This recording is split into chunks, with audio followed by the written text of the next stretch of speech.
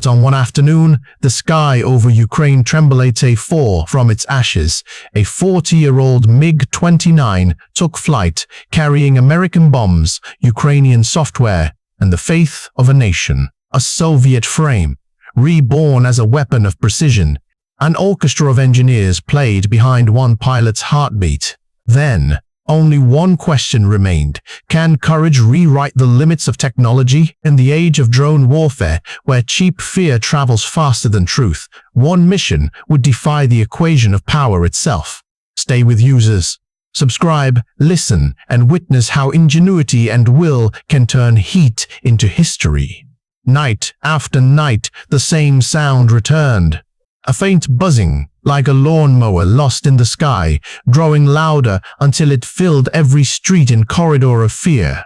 In Kiev, in Odessa, in Dnipro, people learned to read that sound as a sentence, the sound of a Shahed 136 drone approaching. It was not the blast that terrified them, but the seconds before it, the heartbeat of inevitability. Windows shook, the air cracked, and then the night turned white. When the morning came, the smell of burned metal clung to the wind. Craters were the only proof that homes had existed there at all. The Shahed 136 was small, cheap, and cruelly clever. It cost no more than a few tens of thousands of dollars, yet it could destroy a building worth millions. Factories, hidden deep within occupied territories, built them in silence, turning sheets of aluminium and simple engines into weapons of terror. For the people living beneath their path, every evening became a lottery of survival. Ukrainian intelligence watched helplessly at first. The factories were too far, protected by layers of air defense and electronic warfare. Conventional missiles would never reach them. Stealth bombers were out of the question. But the engineers and pilots who stared at those empty craters began to ask a different question, not what they could launch, but how they could outthink the systems that guarded those factories. In their war rooms, maps glowed red and blue with the rhythm of electronic pulse. Somewhere in that chaos, an idea took shape. If the enemy used cheap drones to terrorize cities, why not use an old aircraft to strike back at the heart of production itself? A strike not of power, but of intellect. One that would prove that even in an age of digital war, the mind could still be the most precise weapon. That was where the story began. In the hum of engines, in the quiet fury of those who refused to surrender the night. At 2:30 in the afternoon, the sun leaned low over a small Ukrainian airbase. The hangars were silent except for the hiss of fuel lines and the metallic echo of tools. In the distance, an old MiG-29 stood alone, its faded pixel camouflage catching glints of light like an aging warrior's armor. The pilot approached slowly, his boots clicking against the concrete. No medals shone on his chest, only dust and patience. He was known among his comrades simply as the one who listens before he flies. Before climbing the ladder, he paused, pressing 2 fingers against a small charm tied to his glovis, a scrap of blue and yellow ribbon, frayed at the edges. In war, faith hides in such tiny things. Inside the cockpit, the world turned narrow and ancient. Dials crowded the panel, their needles trembling from years of vibration. The air smelled of oil, old rubber, and hope. He ran his hand along the throttle lever, feeling the rough welds beneath his glove. Each switch, each gauge carried stories of decades pastors of Soviet engineers who had built machines meant for a different kind of war. But beneath the wings, time had twisted. The missiles that once belonged there were gone, replaced by 4 compact cylinders painted dull gray GBU-39 glide bombs. Each one held nearly 90 kilograms of explosive and the promise of precision. They looked out of place under the MiG's broad wings, like modern blades sheathed in an ancient sword. Technicians worked in silence, checking connections that had no right to exist. The aircraft's original designers had never imagined it would carry American bombs guided by Ukrainian code. Wires ran from pylons into a makeshift adapter buried behind the cockpit. And there, taped between 2 aging instrument panels, was an ordinary tabletters. its cracked screen glowing with a map and coordinates. The pilot watched as the engineers finished their work. One of them looked up and smiled nervously. "It will listen to you," he said, meaning both the plane and the machine inside it. The pilot nodded. He understood that trust was the most fragile component in this new weapon. When the ladder was pulled away, the MiG seemed to breathe. Its engines coughed, then roared, shaking dust from the floor. For a moment, man and machine were no longer divided by time. They were a relic reborn, waiting to prove that age is no measure of relevance. From above, the MiG-29 looked like any other remnant of a bygone era, a survivor of the Cold War that had outlived its doctrine. Yet beneath its aging skin pulsed a strange new life. The engineers called it the hybrid, half relic, half experiment. Its heart still burned with kerosene, but its mind had been rewritten in code. In a small hangar, the air smelled of solder and ambition. Ukrainian technicians bent over tangled wires and blinking adapters, turning what should have been an obsolete airframe into a platform for precision warfare. One of them, a woman barely past her 20s, connected a cluster of converters between the bomb pylons and the cockpit. Her fingers moved fast, each motion practiced but improvised. None of this existed in any manual. The bombs beneath the wing sound, 4GBU-39 sound, were not meant for a MiG. They had their own language, digital, encrypted, American. The aircraft spoke another, analog and temperamental. The engineer's task was to make them converse without conflict. To do so, they wrote a bridger, a line of software that translated ancient pulses of electricity into modern packets of instruction. It ran on an ordinary tablet computer taped to the panel, its cracked glass glowing faintly in the cabin's dim light. They joked about it, calling the plane Frankenstein's eagle, but they also feared it. One bad signal, and the system could confuse friend with foe, altitude with impact. Still, there was beauty in this defiance of obsolescence. The hum of the generator blended with the whispers of prayer. Somewhere between circuitry and faith, a new weapon was born. These modern military equipment, when married with ingenuity, can change the physics of war. Not by increasing the weight of firepower, but by bending its direction. The MiG's hybrid brain would feed the bombs real-time coordinates from the sky, allowing them to glide over more than 100 kilometers, threading through radar nets that once made such missions impossible. When the tests concluded, the room fell silent. The tablet showed 4 green lights, each bomb alive, each awaiting command. Someone exhaled sharply, half relief, half disbelief.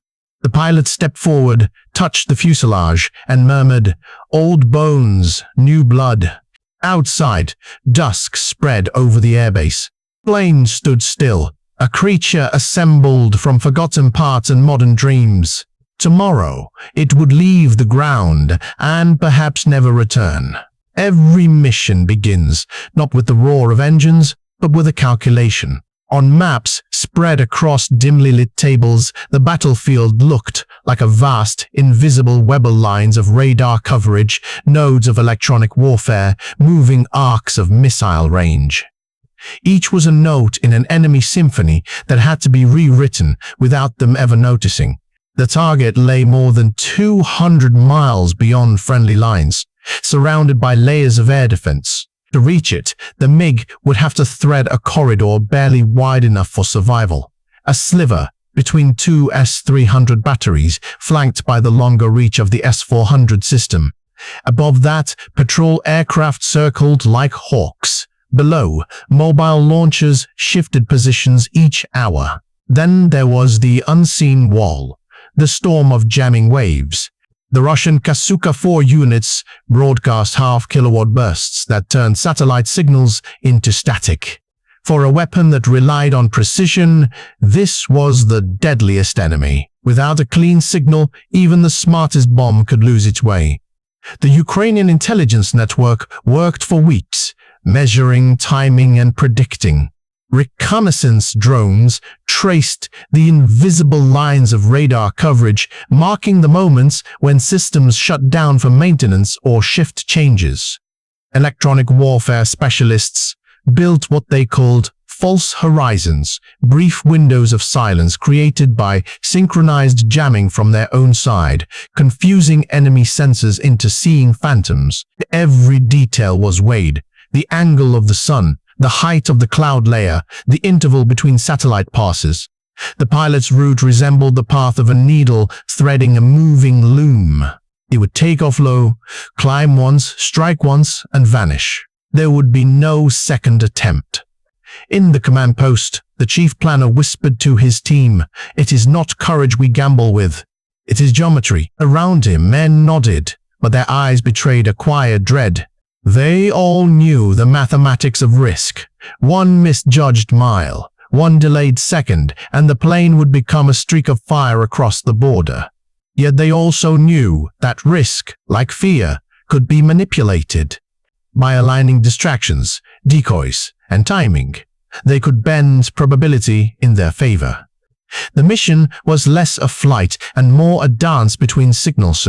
One wrong step, and silence would fall forever. When the last line of the plan was drawn, no one spoke. The map glowed in the dark, a portrait of audacity carved in pixels and resolve. At 2:51 in the afternoon, the orchestra began to play. Not with violins, but with radar sweeps, coded signals, and the steady pulse of engines. Each note came from a different direction, each sound a distraction designed to confuse. From the southern flank, a formation of Su-24s launched anti-radiation missiles, their purpose not to destroy, but to silence. To the east, electronic units pulsed bursts of noise into the ether, crafting corridors of emptiness in the enemy's radar. Amid that invisible storm, the MiG-29 rolled from the hangar and took to the sky. The pilot kept the throttle low, skimming just above the treetops. To anyone watching a radar screen, he was a whisper beneath the noise, lost in the confusion that his comrades had orchestrated for him. Inside the cockpit, the iPad flickered with data. The green dots marking air defenses faded, reappeared, then vanished. The digital map felt alive, breathing in rhythm with the pilot's heart. Every minute was synchronized to the second, the timing calculated so that when one radar blinked back to life, another would fall silent. 10 minutes into the flight, the MiG dropped to less than 100 feet, hugging the terrain so closely that dust rose in its wake. The pilot's eyes flicked between horizon and instruments, trusting neither completely. A single mistake here, a branch, a ridge, a heartbeat too slow, and metal would meet Earth. 20 minutes later, he reached the narrow corridor, a ghost between two S-300 batteries. Electronic interference masked him just long enough to slip through the crack. Beyond it, the open sky awaited, but also the risk of detection. "Climb!" came the coded message from ground control. The pilot pulled back on the stick. The MiG ascended, slicing through the haze until the altimeter read 15,000 feet.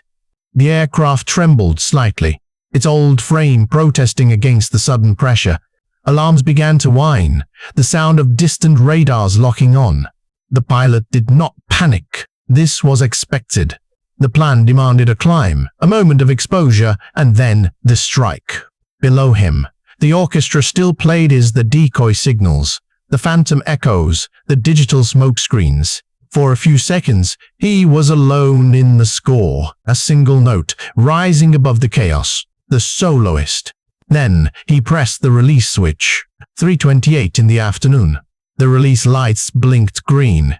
The pilot steadied his breath, counted softly under his mask, and pressed the button. 4 small bombs separated from the wings, unfolding their fins like steel wings of their own. In that instant, the air around the MiG-29 became lighter, as if the aircraft itself exhaled. Each bomb took a separate path, guided by invisible hands of calculation. They glided in silence, adjusting their course with every gust of wind, reading coordinates from a stream of numbers whispered through the tablet. Below them lay the factory. INDs, the heart of the Shahed 136 production line, sprawling across concrete courtyards and rusted hangars. 30 seconds later, the first bomb struck. It punched through the roof of the main assembly hall before detonating inside. The explosion was not thunder, but a deep, rolling heartbeat, the sound of oxygen and steel collapsing into one another. A second later, the roof folded inward like paper, and a column of fire rose to meet the sky. Another 30 seconds. The second bomb found the electronic control section Nesta, the nerve center where the guidance chips were programmed. The detonation tore through the walls, scattering fragments of circuit boards like burnt leaves. Then the third descended, carving into the storage area where completed drones waited for transport. The result was catastrophic. 15 or 20 airframes ignited together, turning the compound into a single sheet of flame. The fourth bomb struck last, clean and deliberate, collapsing the western wall and sealing the destruction. Within 3 minutes, the site had ceased to exist as a functioning factory. Above the chaos, the MiG banked sharply. Warning tones screamed through the cockpit. 2 missiles launched from a nearby Tor battery. The pilot dropped altitude instantly, hugging the tree line, forcing the missiles to overshoot and vanish into the haze. His vision blurred from the G-forces, his knuckles whitened against the control stick. Far behind him, the horizon bloomed with orange light. Smoke curled upward, twisting into the clouds. The pilot said nothing. He only watched the clock on the dashboard and listened to the fading hum of his engines. 6 minutes to safety, 2 more before enemy interceptors could close in. By the time he crossed back over friendly lines, the fire still burned. In the command center, someone whispered, "It is done." And in that moment, a factory died, but an idea was born. When the smoke cleared, there was silence. Only a ripple of distorted air rose above the plain where the factory had stood. Hours later, satellite images confirmed what the pilots already knew. The assembly halls were gone, the production line erased. The strike had not only crippled an industrial facility, it had cut into the enemy's ability to project fear. For Ukrainian analysts, the data that followed was more telling than the fire. All 4 bombs had landed within 7 meters of their intended coordinates, despite the dense jamming that turned the air into static. The tablet's improvised interface, the timing of the climb, the corridor between radar sends, all had worked in harmony. Precision born not from perfect tools, but from the perfect use of imperfect ones. These modern military equipment are not mere devices. Used with understanding, they become multipliers of will. What the world witnessed that day was not only the adaptation of technology, but the redefinition of warfare itself. A Soviet machine, an American weapon, Ukrainian Kodi-Yankodi. 3 histories colliding to form a single future. It was proof that the mind remains the most flexible weapon of all. In the days that followed, Russian channels stayed silent. No official statement, no footage of ruins. Yet social networks told another story. Flickers of the explosion filmed from distant villages, fire reflected in the windows of farmhouses, and the hum of disbelief running through comment sections. On Ukrainian screens, the pilot became a legend. The man who flew through hell. In military briefings, officers spoke quietly about what had been achieved. 1 aging MiG, 4 glide bombs, a single mission, and the erasure of a factory that had produced 40 drones each week. Numbers were easy to count, symbolism was not. The strike demonstrated that innovation could wound deeper than artillery. It proved that courage and intellect could coexist inside a cockpit made of rivets and resolve. Even the engineers, when interviewed later, seemed dazed. One of them said softly, "We gave an old machine a second language and it spoke victory." Across the front lines, the rhythm of the war remained brutal and uncertain. But within that uncertainty, something had shifted. A spark of belief, fragile yet undeniable, that the impossible might still yield to human thought. When the pilot landed, the runway looked the same as it had that morning. Cracked concrete, oil stains, a few mechanics waiting by the lights. Yet the world had changed. He taxied the MiG slowly to its shelter, engines winding down from a roar to a heartbeat. The sound faded, but the vibration seemed to linger in the air, as if the machine itself still remembered what it had done. The canopy opened. Heat and smoke from the distant horizon drifted into the cockpit. The pilot removed his helmet, eyes hollow from concentration rather than fear. Someone handed him a bottle of water, another clapped him on the shoulder. For a moment, no one spoke. There was no cheer, no flag-waving air, only a quiet acknowledgement that life, by the narrowest of margins, had chosen to return with him. Later that night, while engineers inspected the aircraft's scorched skin, the pilot sat alone on a crate outside the hangar. The iPad still glowed beside him, its cracked screen reflecting the pale moon. He opened the flight log, reading the coordinates as if they were verses from a book of prayer. Then he closed his eyes and whispered something under his breath. A name, perhaps, or a thank you. Faith in war is rarely shouted. It lives in gestures too small for history, a ribbon tied to a glove, a cross carved into metal, a silent prayer before ignition. These things cannot stop missiles, yet they fortify the heart that launches them.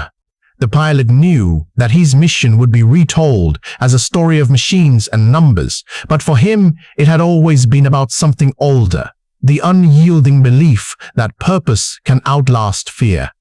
Across Ukraine, people watched footage of the burning factory and whispered a different kind of prayer, not for victory alone, but for endurance. They knew that courage was not the absence of fear, but the decision to move through it. In every war, weapons are replaced, strategies rewritten, borders redrawn. What remains constant is the human will to resist annihilation, to hold faith as the final defense.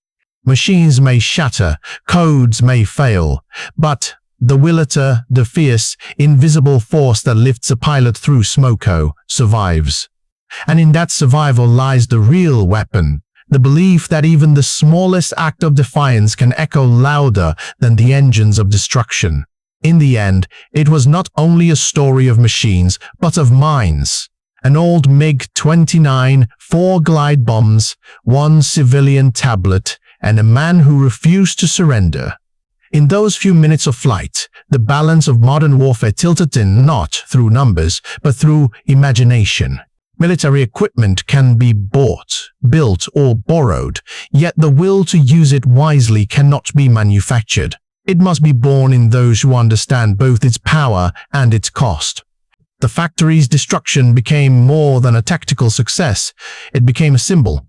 It told the world that innovation is not bound by budget or era. When intellect and determination converge, even relics of the past can evolve into instruments of precision. And as smoke drifted across the steppe, the lesson was clear. In this century, the sharpest edge of any military equipment lies not in metal, but in the human spirit that wields it. For the pilot and the engineers who built his strange hybrid, the mission ended long ago, but its echo continues. It reminds every nation, every soldier, that courage is a renewable resource and that the boundaries of possibility shift whenever faith dares to move them. Wars may evolve, technologies may replace one another, but the essence remains unchanged, the contest between destruction and dignity. So, when we speak of military equipment, let us remember not the machines themselves, but the people behind them, their thoughts, their fears, their relentless pursuit of purpose.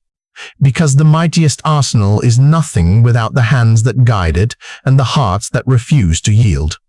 What do you think defines true strength in an age where machines can see and decide for us? Share your thoughts below and join us as we continue exploring the unseen stories of war and will. Until next time, peace, freedom, heat. The word itself burns through silence, as if the air of war were alive.